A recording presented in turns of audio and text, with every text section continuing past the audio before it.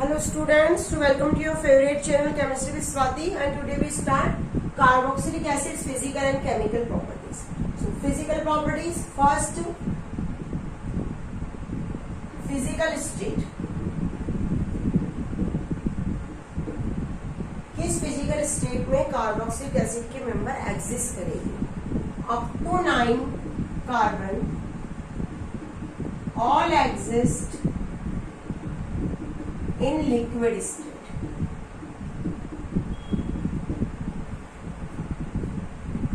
यहाँ पे ऑर्डर भी डिस्कस कर लेते हैं हम कि कैसे इनके ऑर्डर होता है. Generally they are odourless.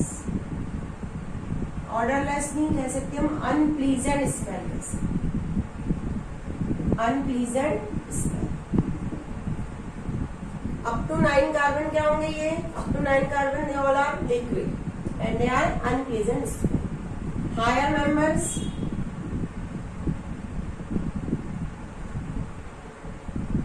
Wax जैसी स्टेट में होंगे, लाइक सॉलिड, और ऑर्डरलेस रहेगी, कोई भी स्मेल आएगी ही नहीं.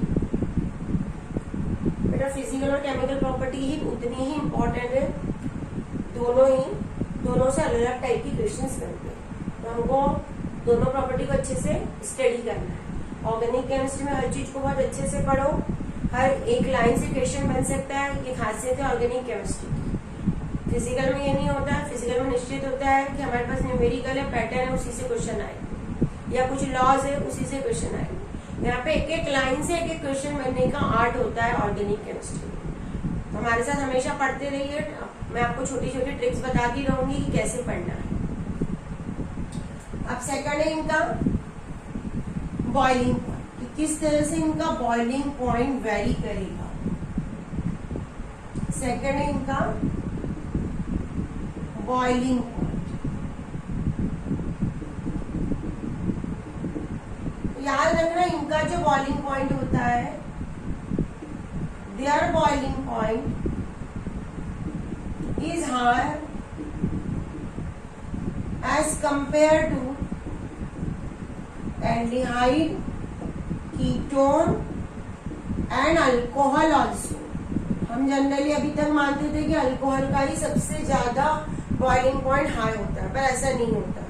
इनका उससे भी हाई होता है. तो क्या रीजन है इनका हाई बॉइलिंग पॉइंट हाई होने का? रीजन है कि इनके अंदर स्ट्रॉन्ग हाइड्रोजन बॉन्ड होगा, और वो बॉन्ड इतना स्ट्रॉन्ग होगा कि इसकी वजह से दे आर एसोसिएटेड, आपस में अटैच हो जाएंगे, एसोसिएशन हो जाएगा. अगर ये एसोसिएट हो जाएंगे तो वेपर फेज में तो ये कंडीशन होगी कि हम हाइड्रोजन बॉन्ड को ब्रेक ही नहीं कर सकते. हाइड्रोजन बॉन्ड ब्रेक ही नहीं होगा. इसलिए वेपर फेज में ये कैसे एग्जिस्ट करेंगे? डायमर के वे में एग्जिस्ट करेगी. डायमर का मतलब होता है दो मॉलिक्यूल आपस में अटैच हो जाए और एक सिंगल मॉलिक्यूल हमको दिखे with the help of hydrogen bond. तो वेपर फेज में तो हाइड्रोजन बॉन्ड इतना स्ट्रॉन्ग है कि ब्रेक नहीं हो पाएगा, इसलिए डायमर के रूप में एग्जिस्ट करेंगे. इनका हाइड्रोजन बॉन्ड एल्डिहाइड, कीटोन और अल्कोहल के कंपेयर में ज्यादा स्ट्रॉन्ग होगा, जिससे ये एसोसिएटेड कर पाएगी. इसलिए इनका बॉइलिंग पॉइंट क्या रहेगा? हमेशा ज्यादा रहेगा. क्लियर हो गया? इसी रिलेटेड कोई क्वेश्चन बन सकता है एग्जाम में. अब इनकी सॉल्युबिलिटी ऑर्डर, कि किस वे में ये सॉल्युबल होगी, किसके साथ सॉल्युबल होगी. तो कुछ मेंबर्स तो इनके वाटर में सॉल्युबल होंगे. हाइड्रोजन बॉन्ड वाटर के अंदर बना सकते हैं, तो सॉल्युबिलिटी वाटर के अंदर कुछ मेंबर्स की हो सकती है. कुछ मेंबर्स की, पूरे मेंबर्स की नहीं होगी, कुछ ही मेंबर्स की होगी. नेक्स्ट है हमारा point solubility. Lower members are soluble in water. Higher member do not soluble. ऐसा क्यों? ऐसा इसलिए क्योंकि हायर मेंबर जैसे होगा तो एल्काइल ग्रुप बढ़ते जाएंगे, एल्काइल ग्रुप क्या हो जाएंगे, इंक्रीज होते जाएंगे। और हमको पता है कि एल्काइल ग्रुप क्या होते हैं, हाइड्रोफोबिक होते हैं। इसकी वजह से वाटर के अंदर क्या हो जाएंगे, इनसॉल्युबल हो जाएंगे। फिर ये किसमें सॉल्युबल होंगे, जो हायर मेंबर है वो सॉल्युबल होंगे हमारे CCl4, बेंजीन, इनमें सॉल्युबल होंगे। तो ये इनकी फिजिकल प्रॉपर्टीज हमने देख ली अच्छे से। अब इनका ये जब केमिकल रिएक्शन में पार्टिसिपेट करेंगे तो ये कितने स्ट्रॉन्ग एसिड होंगे, या ये किस वे में रिएक्शन करेंगे, इनका एसिडिक कैरेक्टर किस वे में होगा, तो इससे रिलेटेड हमारे पास एक क्वेश्चन अराइज होता है। तो इनका एसिडिक कैरेक्टर का मेजरमेंट करने के लिए ध्यान दो इधर, इनके एसिडिक है या नहीं है, तो इनका जो एसिडिक कैरेक्टर है उसका मेजरमेंट करने के लिए हम इनका निकालेंगे Ka। क्या निकालेंगे, Ka। क्या होता है ये होता है एसिड डिसोसिएशन कांस्टेंट। कैसे निकालेंगे, देखो यहाँ पे जैसे हमने लिया एसिटिक एसिड, इस एसिटिक एसिड की मैंने रिएक्शन करवाई वाटर से। एसिटिक एसिड का मतलब क्या होता है, H+ को डोनेट करने वाला, तो ये अपना H+ इसको दे देगा। वाटर के पास क्या प्रेजेंट है, lone pair of electron present है, तो यहाँ पे हमको मिलेगा acetate ion plus H3O positive. ये क्या कहलाता है, हाइड्रोनियम आयन। आप सभी को पता होगा ये। अब यहाँ पे हम इसका इक्विलिब्रियम कांस्टेंट निकालेंगे। सभी को पता है chemical equilibrium chapter last year में हमने पढ़ा हुआ है। तो concentration of product upon concentration of reactant लिखते हैं हम। प्रोडक्ट क्या है हमारे पास, CH3COO negative, H3O positive upon acetic acid की कॉन्सेंट्रेशन और H2O की कॉन्सेंट्रेशन। अब H2O की कॉन्सेंट्रेशन लार्ज क्वांटिटी होता है तो उसकी कॉन्सेंट्रेशन को नहीं दिया जाता, तो H2O को इसके साथ लिख दिया जाएगा। क्या होगा, H2O को इसके साथ लिख दिया जाएगा। तो जब H2O को इसके साथ लिख दिया जाएगा तो क्या बन जाएगा, K इंटू H2। क्या हो जाएगा, K इंटू H2। आप वीडियो को पॉज करके लिख दो, मैं डायरेक्ट इसके बाद आपको K इंटू H2 से बता रही कि क्या है।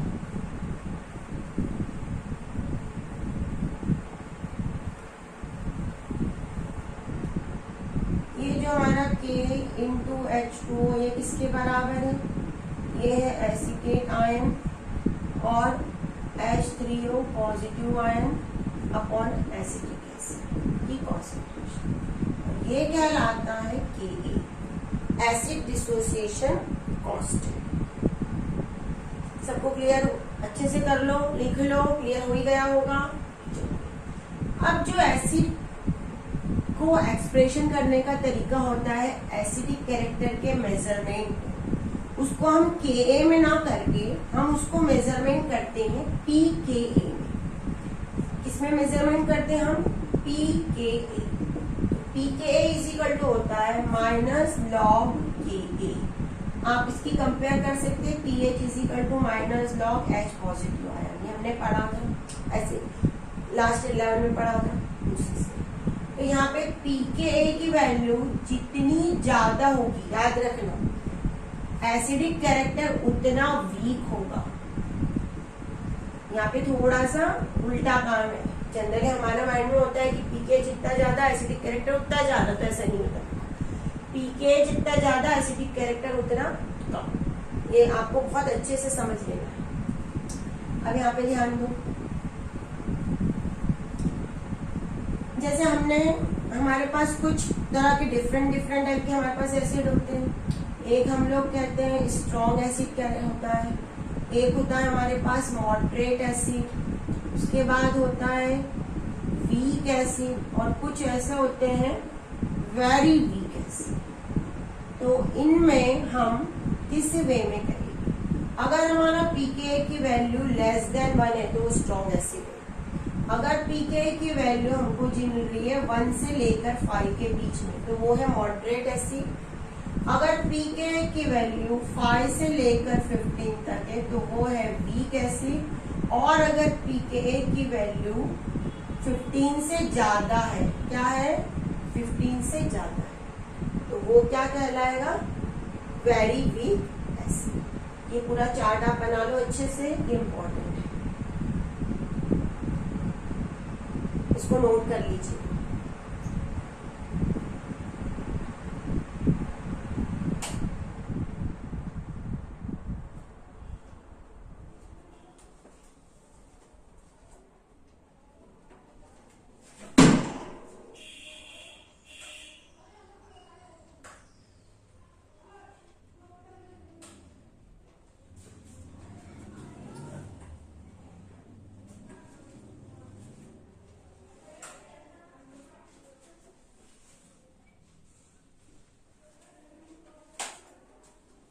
सभी ने नोट कर लिया?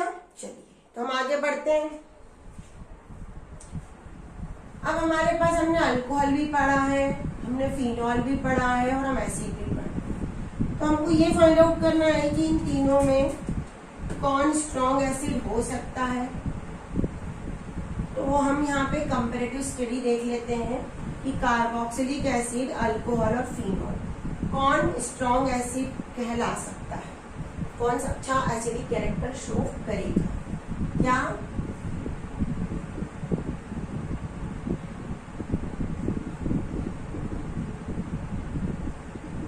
Acidity,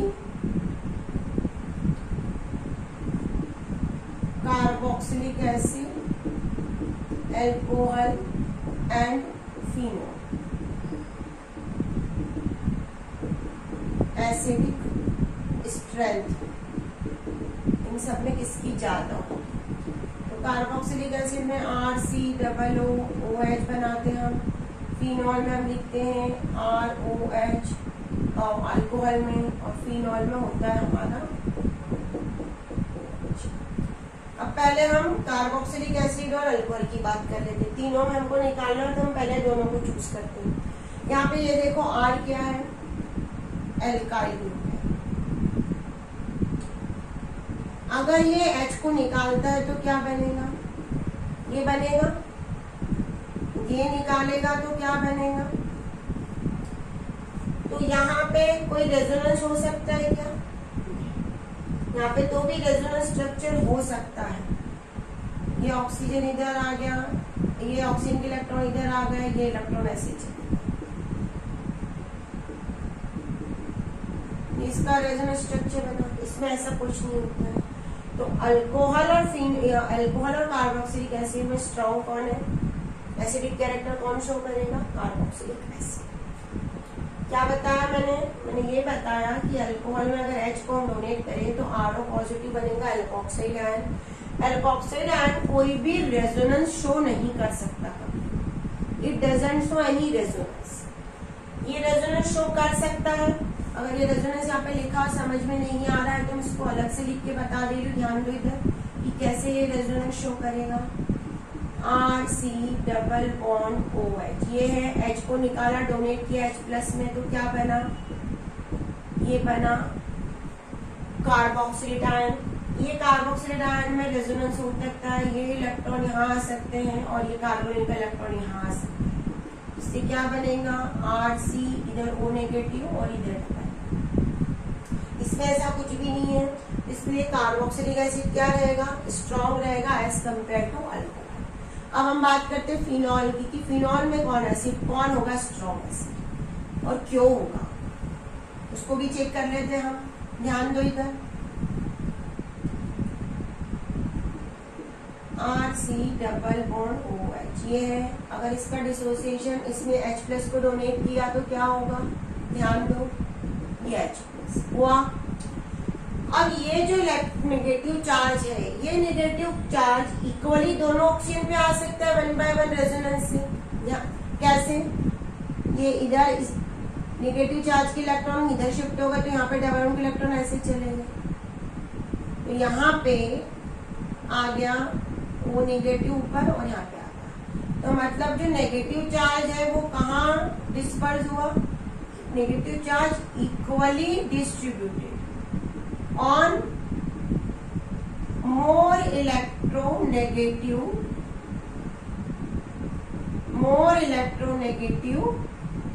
oxygen।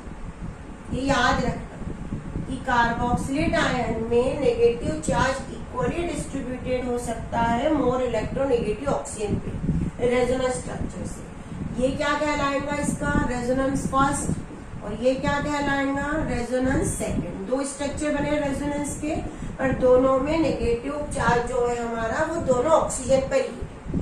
अब हम बात करते हैं फिनॉल की, उसमें क्या होगा, ये नोट कर लीजिएगा बेटा वीडियो पॉज करके। अब बात हम करते हैं फिनॉल की, फिनॉल में क्या होगा।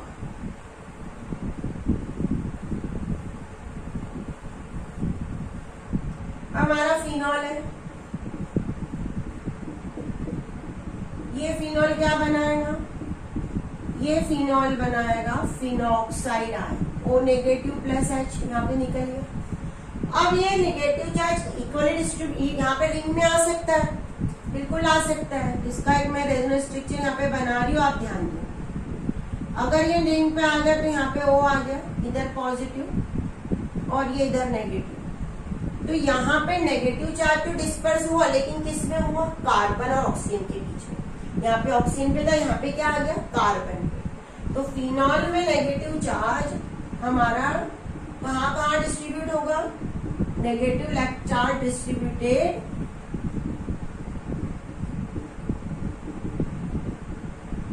Oxygen and carbon. कार्बन क्या मोर इलेक्ट्रोनेगेटिव है, नहीं। तो इसलिए वजह से फिनॉल कम एसिडिक होगा और कार्बोक्सिलिक आयन ज्यादा एसिडिक होगा। इक्वेशन आपको बहुत अच्छे से समझ देना है। अब कुछ ऐसे कंपाउंड अगर हम अटैच करवाए बेंजीन रिंग से, जहाँ पे COOH तो हमारे पास अटैच ही है बेंजोइक एसिड, तो क्या कुछ वो ऐसे कंपाउंड होते हैं जो बेंजोइक एसिड की स्ट्रेंथ को बढ़ा देते हैं। क्या करते हैं, उसकी स्ट्रेंथ को बढ़ा देते हैं। तो ऐसे कौन कौन से कंपाउंड्स होते हैं, जितने भी बेटा इलेक्ट्रॉन डोनेटिंग ग्रुप है, पक्का नहीं, इलेक्ट्रॉन विड्रॉइंग ग्रुप, क्या इलेक्ट्रॉन विड्रॉइंग ग्रुप जितने भी होते हैं बेटा, ये electron withdrawing group acidic character को हमेशा इंक्रीज करता है। Whenever any electron withdrawing group is attached with a benzoic acid, then or maybe acetic acid, then it will increase the acidic character of acid. कौन कौन से हो सकते हैं, CF3 हो सकता है, उसके बाद NO2 हो सकता है, उसके बाद CN हो सकता है, फ्लोरीन हो सकता है, क्लोरीन हो सकता है, ब्रोमीन हो सकता है, आयोडीन हो सकता है, फिनाइल हो सकता है। तो ये सीक्वेंस आपको लर्न करनी है कि ये एसिडिक कैरेक्टर को बढ़ाते हैं हमेशा। उसके बाद जो हमारी बेंजीन रिंग होती है उसकी हम एक कंपैरेटिव स्टडी भी कर लेते हैं। यहाँ पे देखो कैसे, जैसे बेंजीन रिंग है हमारे पास, इस बेंजीन रिंग पे COOH अटैच है, इधर भी COOH अटैच है, पर इधर साइड में अटैच है NO2, और इधर COOH है और साइड में यहाँ पे अटैच है नीचे पैरा प्लेस पे, पैरा पोजीशन पे OCH। इसमें कौन सबसे ज्यादा एसिडिक होगा, अभी मैंने कहा NO2। NO2 जो होता है वो होता है इलेक्ट्रॉन विड्रॉइंग ग्रुप। जब भी इलेक्ट्रॉन विड्रॉइंग ग्रुप की बात आएगी तो वो क्या करेगा, वो एसिडिक कैरेक्टर को बढ़ा देगा। सबसे ज्यादा स्ट्रॉन्ग एसिड ये होगा। उसके बाद ये होगा OCH3 जो होता है बेटा, OCH3 ये तो लोन पेयर कंटेन वाला ग्रुप है, ये तो बल्कि बेंजीन रिंग को इलेक्ट्रॉन डोनेट करने का काम करेगा। और जब कोई ऐसा ग्रुप अटैच हो जो इलेक्ट्रॉन को डोनेट करता है तो एसिडिक कैरेक्टर को क्या कर देगा, डिक्रीज कर देगा। ये क्या है, इलेक्ट्रॉन डोनेटिंग ग्रुप है।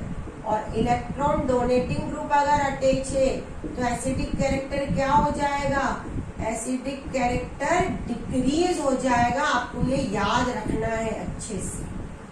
तो पीके वैल्यू किसकी सबसे ज्यादा होगी, यहाँ पे पीके इसका सबसे ज्यादा होगा, याद रखना। और इसका पीके क्या होगा, सबसे कम होगा, लीस्ट होगा। और इसका क्या होगा, मैक्सिमम। अरेंजमेंट में आपको पीके से रिलेटेड क्वेश्चन आते हैं, इसको नोट डाउन कर लीजिए।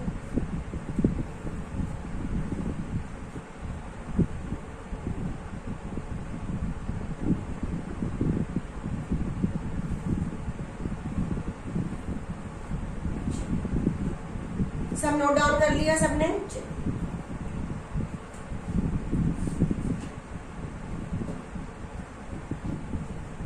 अब हम इसकी कुछ केमिकल रिएक्शंस पढ़ते हैं कि किस तरह से ये केमिकल रिएक्शंस देता है। कार्बोक्सिलिक एसिड जब अटैच होता है तो किस तरह से रिएक्शंस होती है। अब पहली काम एसिडिक कैरेक्टर से वाली ही करते हैं कि एसिडिक कैरेक्टर कैसे शो करता है।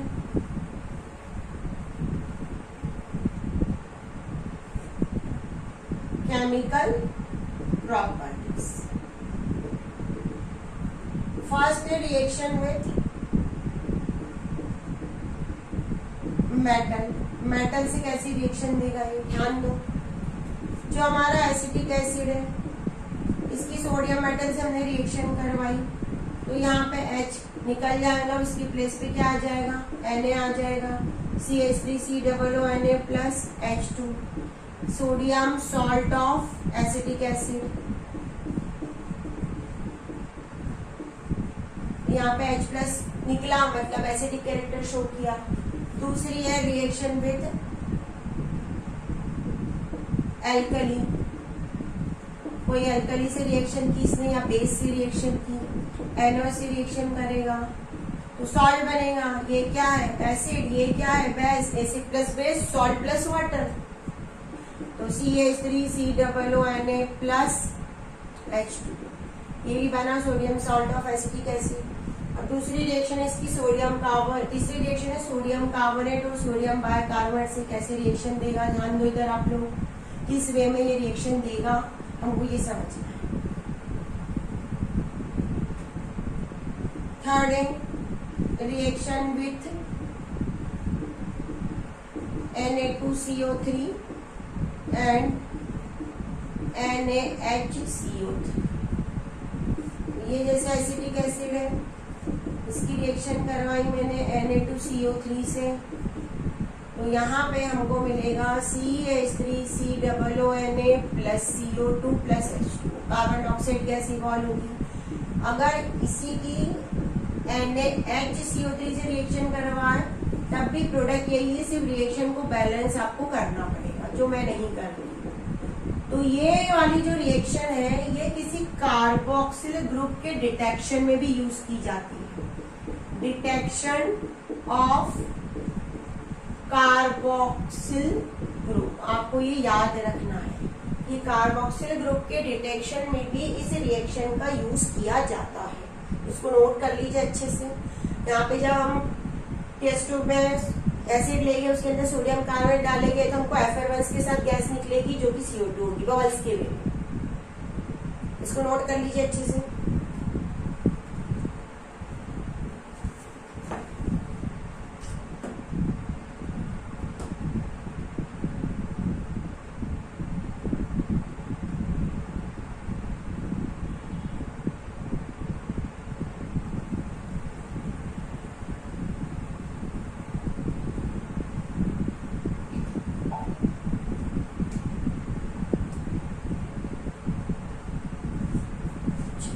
सबने नोट कर लिया इसको। आप अब इसकी कुछ इंपॉर्टेंट केमिकल रिएक्शंस हम पढ़ लेते हैं। जैसे अगर इसकी किसी अल्कोहल से मैंने रिएक्शन करवाई तो क्या प्रोडक्ट बनेगा। नेक्स्ट रिएक्शन लिखते हैं रिएक्शन विद अल्कोहल।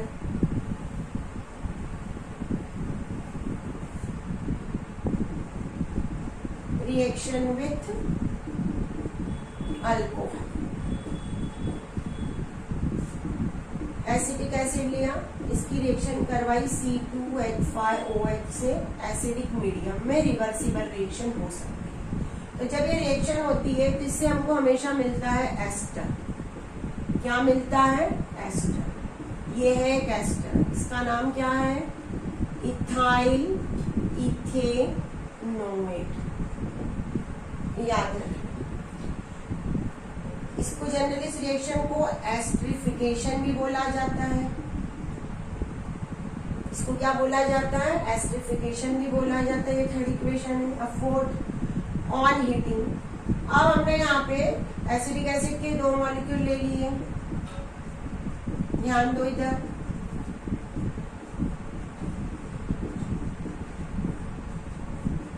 ये दोनों मॉलिक्यूल को मैंने P2O5 की प्रेजेंस में हीट किया।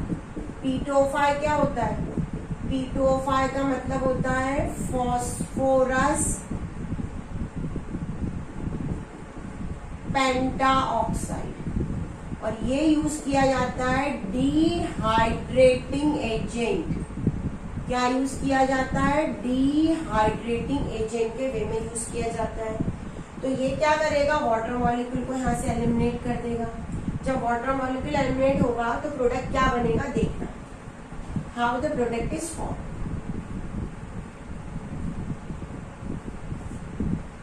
CH3, ये C डबल बॉन्ड हो, ये OH, यहाँ पे भी, और ये P2O5। तो अब यहाँ पे वाटर मॉलिक्यूल एलिमिनेशन का काम। जब वाटर मॉलिक्यूल एलिमिनेट होगा, मैं नीचे लिख दे रही प्रोडक्ट ऐसा, तो CH3, C डबल बॉन्ड हो, यहाँ पे एक ऑक्सीजन, इधर दूसरे वाला, ये बनेगा एसिटिक एंड हाइड्राइड। क्या बनेगा? Acetic and hydride. इसके बाद इसकी PCl5, PCl3 और SOCl2 से रिएक्शंस होती है। SOCl2 वाली रिएक्शंस को ज्यादा प्रेफरेंस दिया जाता है, बहुत ज्यादा काम की रिएक्शंस होती है। वो क्यों होती है उसको देख लो। Reaction with PCl5, PCl3 and SOCl2। SOCl2 क्या होता है? Thionyl chloride. एसिटिक एसिड लिया हमने, इसकी रिएक्शन करवाई PCl5 से, इससे बनेगा CH3COCl plus POCl3 plus HCl। इसका नाम क्या होता है? CH3COCl का इसका नाम होता है एसिटिल क्लोराइड। इसको अगर IUPAC नेम करना हो तो इसको बोला जाता है इथेनॉइल क्लोराइड। ये है इसका IUPAC नेम, याद रखें और करके लिखिए। अगर इसकी PCl3 से रिएक्शन करवाई तो यहाँ पे हमको मिलेगा CH3COCl plus H3PO3 plus H2। ये बैलेंसिंग कर लेना, मैं करके दे दूँ। अब है SOCl2 से रिएक्शन, थायनिल क्लोराइड से रिएक्शन। क्यों इम्पोर्टेंट है, ध्यान दो इधर कि ऐसा क्या होता है कि थायनिल क्लोराइड से रिएक्शन इतनी इंपॉर्टेंट हो जाती है।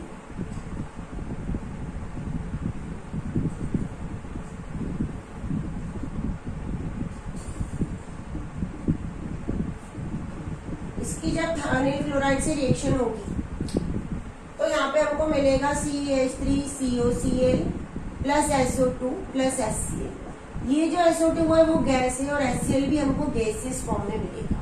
हमारा मेन प्रोडक्ट क्या है? हमारा मेन काम है कि हमको एसिटिल क्लोराइड को ऑब्टेन करना है, और एसिटिल क्लोराइड को प्योर फॉर्म में ऑब्टेन करने के लिए ये दोनों को जल्दी सेपरेट करना चाहिए। तो यहाँ पे ये गैसियस स्टेट में तो ये इजीली क्या हो जाएगी?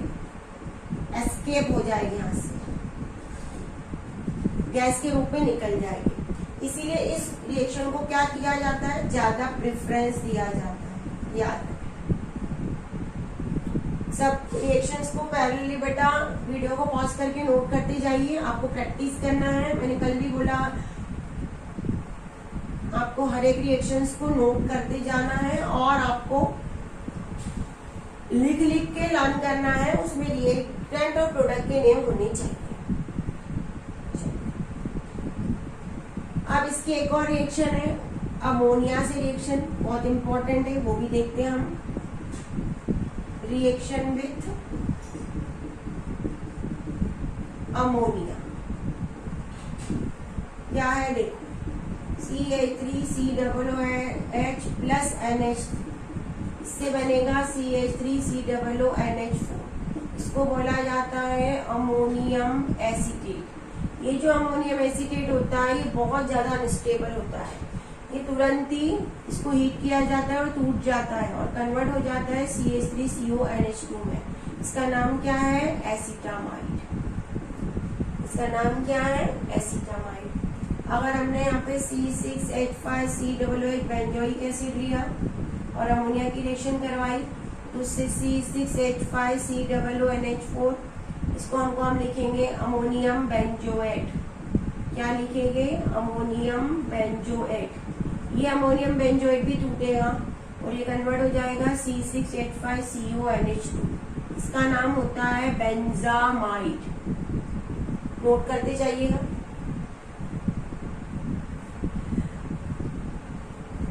ऑर्गेनिक केमिस्ट्री को प्रैक्टिस लिख के करना चाहिए। रिएक्शंस को हर बार रिएक्टेंट प्रोडक्ट के नेम लिखिए। जब तक हम रिएक्टेंट प्रोडक्ट के नेम नहीं लिखेंगे तब तक हम कन्वर्जन वाले क्वेश्चंस नहीं कर सकते हैं। और हमको ऑर्गेनिक केमिस्ट्री में एग्जामिनेशन में कन्वर्जन या कंप्लीट द फॉलोइंग रिएक्शन और हाउ डू यू ऑब्टेन और आइडेंटिफाई द रिएजेंट, ऐसे क्वेश्चंस आने के ज्यादा चांसेस होते हैं और हमको उसी वे में पढ़ना है जिस वे में क्वेश्चन आते हैं। बेंजीन रिंग पे 2 COH, थैलिक एसिड होता है। अब इस थैलिक एसिड की अमोनिया से रिएक्शन करवाई हमने, COONH4, COONH4, क्या नाम है इसका? Ammonium phthalimide. क्या है? Ammonium phthalimide. ये नोट कर लीजिए।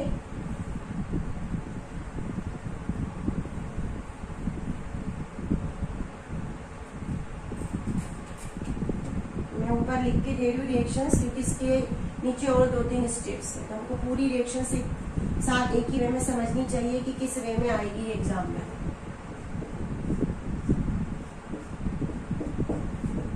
COOH,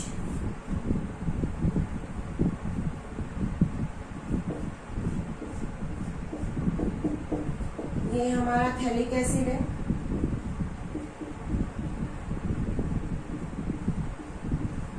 इस थैलिक एसिड की अमोनिया से रिएक्शन करवाई,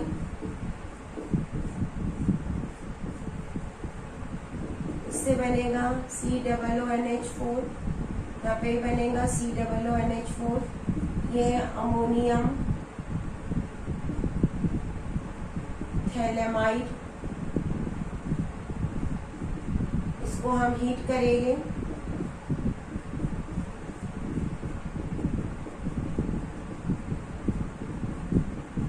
करेंगे तो CONH2 मिलेगा। यहाँ पे क्या मिलेगा? CONH2। इसको लिखेंगे थैलेमाइड सिर्फ। इसको वापस हीट करेंगे, इससे हमको मिलेगा CO, C double bond O।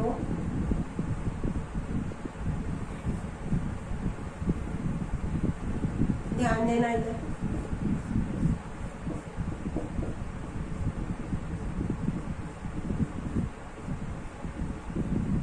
इसका नाम है थैलीमाइड। यहाँ पे अमोनिया निकली। थैलिक एसिड अमोनिया से रिएक्शन करवाई, अमोनियम थैलीमाइड, उससे सिर्फ थैलीमाइड और ये बनेगा थैलीमाइड। आई बात समझ में?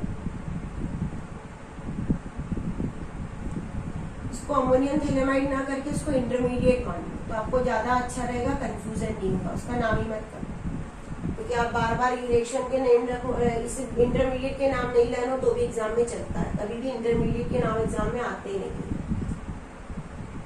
ओके रिएक्शन, चलिए अब इसकी एक और रिएक्शन होती है। हमने इनका जो हमारे पास एसिड है उस एसिड का अगर हमने रिडक्शन करवा लिया तो क्या होगा, क्या प्रोडक्ट बनेगा?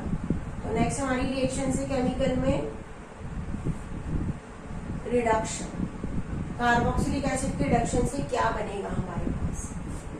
CH3COOH है, इसका रिडक्शन। अब रिडक्शन हमेशा रिड्यूसिंग एजेंट की प्रेजेंस में ही होते हैं, तो हमने यहाँ पे कौन कौन से रिड्यूसिंग एजेंट यूज कर सकते हैं? LiLH4, ये सबसे इम्पोर्टेंट रिड्यूसिंग एजेंट होता है जो एसिड को अल्कोहल में कन्वर्ट कर देता है।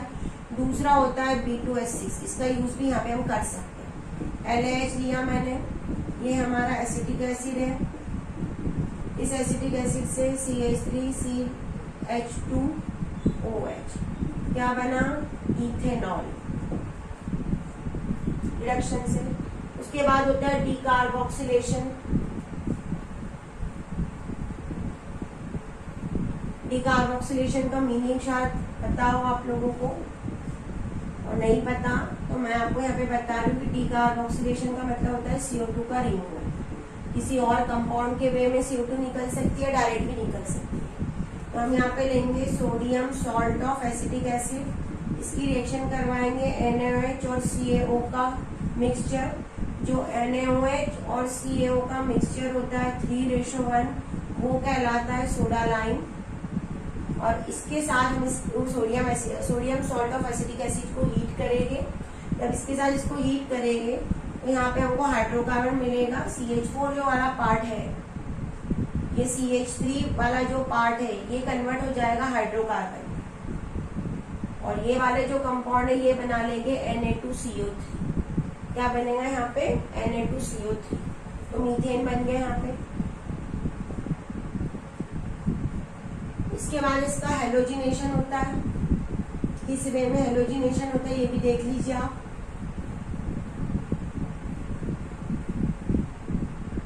नेक्स्ट है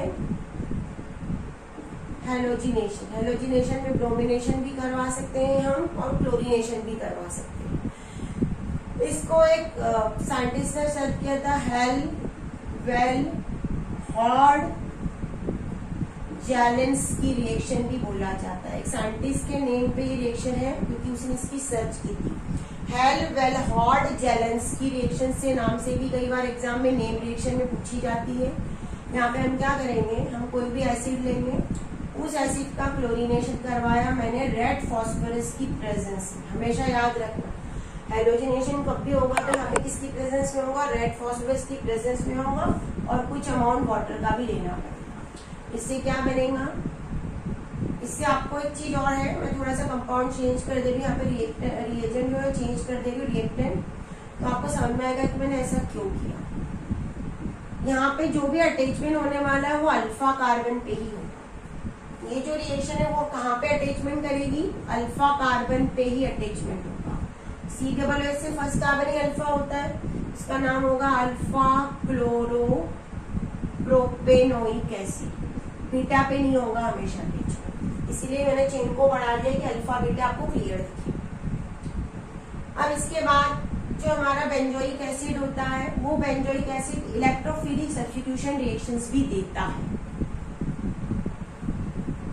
जो हमारा बेंजोइक एसिड है वो इलेक्ट्रोफिलिक सब्स्टिट्यूशन रिएक्शन भी देता है। किस वे में देता है? ध्यान दो।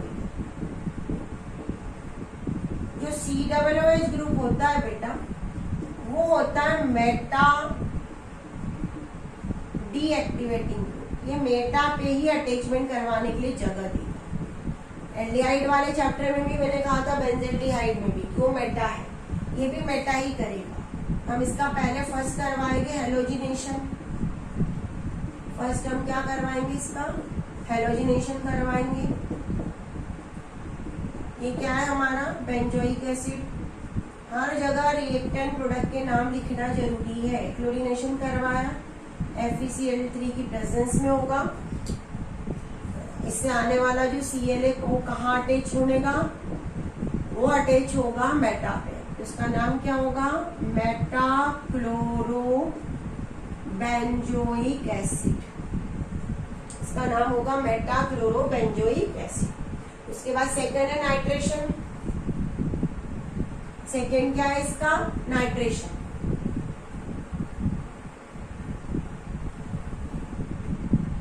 सेकेंड है इसकी नाइट्रेशन रिएक्शन।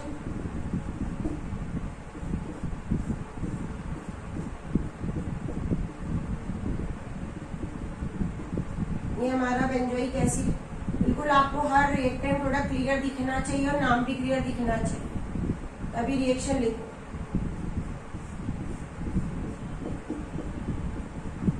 क्या है ये? बेंजोइक एसिड है।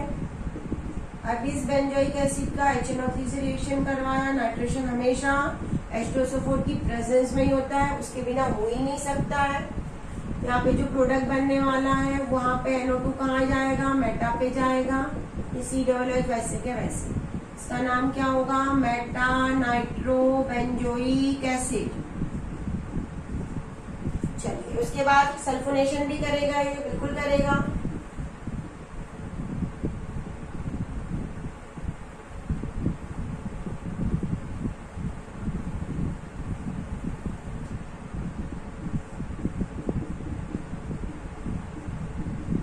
सल्फोनेशन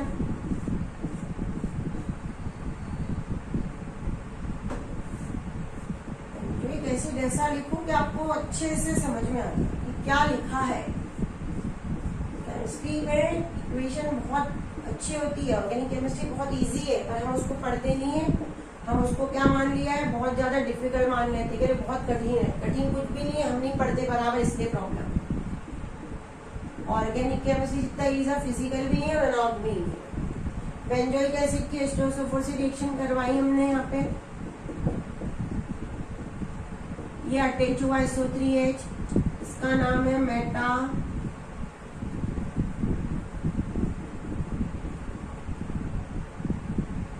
सल्फोनेट बेंजोइक एसिड, क्योंकि ये बड़ा ग्रुप है जिससे बेंजोइक एसिड, इसको अटैच कर देंगे तो सल्फोनेट। तो ये इलेक्ट्रोफिलिक सब्स्टिट्यूशन रिएक्शन हुई।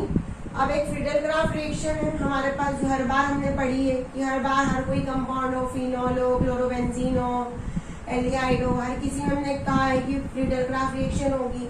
हम यहाँ पे भी देखते हैं कि फ्रीडल-क्राफ्ट क्या कैसे होगी। तो हमारी जो रिएक्शन है फ्रीडल-क्राफ्ट, अब आप लोग को अगर याद आए तो देखना, जो फ्रीडल-क्राफ्ट रिएक्शन होती है हमारी, वो हमेशा LCl3 की प्रेजेंस में ही होती है। याद अगर आया हो कुछ दिमाग में कि स्ट्राइक हुआ हो कि Friedel-Crafts reaction always occur in the presence of LCl3।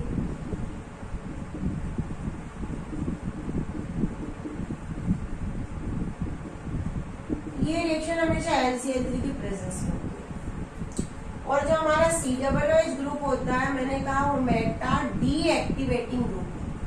क्या है, मेटा डीएक्टिवेटिंग ग्रुप। तो इसकी वजह से वो फ्रीडल-क्राफ्ट रिएक्शन देगा। दूसरा ये पॉइंट है कि LCl3 क्या हो जाएगा, खुद LCl3 COOH के साथ जाके अटैच हो जाएगा। अटैच LCl3 COOH के साथ जाके क्या होने वाला है, अटैच होने वाला है। तो रिएक्शन आगे बढ़ेगी ही नहीं, तो इसलिए फ्रीडल-क्राफ्ट रिएक्शन नहीं होगी। Benzoic acid never give Friedel Crafts reaction due to the following reason. Please we know that COOH group is a meta deactivating group and second is a LCl3 is a, ये क्या है, acid है। तो ये acid किसके साथ attach हो जाएगा, COOH के साथ जाके खुद अटैच हो जाएगा। तो इसकी वजह से बेंजोइक एसिड कभी भी हमको फ्रीडल-क्राफ्ट रिएक्शन नहीं देगा। ये हमारा इलेक्ट्रोफिलिक सब्स्टिट्यूशन पूरा हो गया। लिख के प्रैक्टिस कीजिए ऑर्गेनिक केमिस्ट्री की। रिएक्टेंट प्रोडक्ट के नाम हमेशा लर्न करते रहिए। कभी भी सिर्फ आप आंखों से देख के रिएक्शन को मत पढ़िए कि सिर्फ हमने पढ़ लिया, पढ़ने से कभी रिएक्शन डन नहीं होगी। हमारा कमेंट बॉक्स खुला हुआ है, हमारे साथ हमेशा जुड़े रहिए। कोई डाउट है तो कमेंट्स लिखिए और शॉर्टकट कीज का यूज करते रहिए, जो मैं भी बता रही हूँ, जैसे भी बता रही हूँ, पढ़ते रहिए।